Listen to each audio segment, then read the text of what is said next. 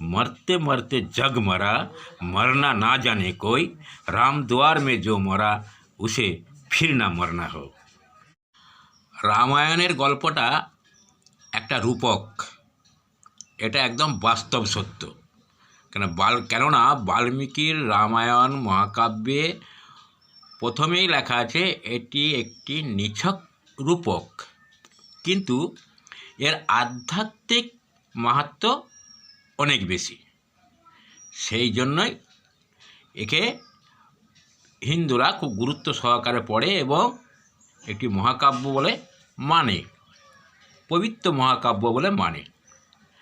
এখন রামের জন্মের আগে রামায়ণ লেখা হয়েছিল, আরে রূপক ঘটনা এটাই সত্যি। ধরুন একটা যাত্রাপালা গান, একটা সিনেমা যখন মঞ্চে কিংবা পর্দায় পরিবেশিত হয় তার আগেই কিন্তু সেটা লেখা হয়ে যায় এবং কোন চরিত্রের উপরে কোন বক্তব্যটা মানাবে ঠিক সেইভাবেই লেখকরা কিন্তু আগাম লেখে, তারপরে সেটা মঞ্চস্থ হয়, বাস্তবের সাথে মিলিয়ে যেটা বাস্তব জীবনেও মানুষের প্রভাব পড়ে এবং বাস্তব জীবনেও এরকম ঘটনা ঘটে।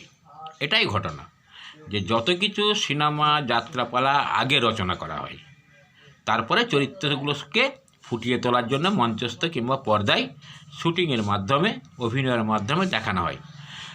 রামায়ণও ঠিক সেই একই, একটা রূপক আগেই লেখা হয়েছিল, সেই রকম চরিত্র তৈরি করে এর বাস্তবতা মানে একদম বাস্তব জন্মভূমি, বাস্তব রাম কিছুই নাই, কিন্তু এর আধ্যাত্মিক মাহাত্ম্য আছে। আধ্যাত্মিক অন্তর্নিহিত মানেগুলোকে পর্যালোচনা করে ঋষি মুনিরা এর সাথে জীবনটাকে তৈরি করতে বলেছে। যেমন একটা কথা বলেছে যে মরতে মরতে জগ মরা, মরনা না জানে কোই, রাম দুয়ার মে जो মরা উসে ফির না মরনা হো। মানে কি, মরতে মরতে জগতে সবাই তো মরছে,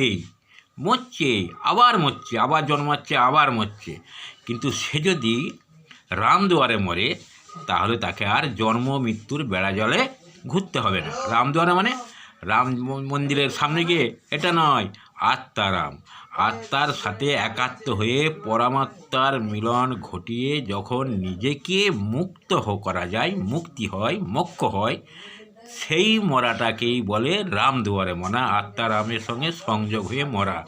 তাই বলেছে মরতে মরতে জগ মরা, মরনা না জানে কোই, রাম দুয়ার মে जो মরা উসে ফির না মরনা হো।